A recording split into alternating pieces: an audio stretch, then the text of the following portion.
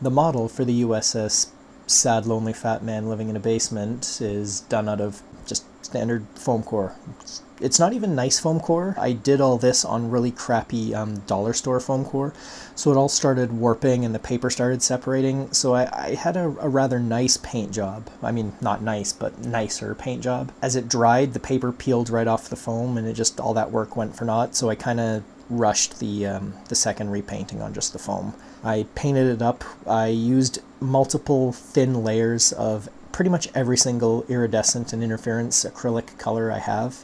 So when the light hits it from different angles, you get a lot of shimmer. This was really inspired by the shot of Star Trek The Motion Picture where there's that 10-minute sequence of them approaching the Enterprise. And I know for modern audiences that's a very slow, boring, drawn-out scene, but you know, when you're a huge, massive, obsessive fanboy, it's just glorious because you see that model as a real thing and the way the light's refracting off it, and then you see the edges where they couldn't quite chroma key properly because it was all reflecting multiple colors, and yeah, it introduces a lot of technical challenges, but it just looks beautiful. That's why the color is so thick and chunky, because there's probably like 20 different coats of acrylic paint on this model now, just because there's so many thin transparent layers that are sort of patches that half overlap and half don't.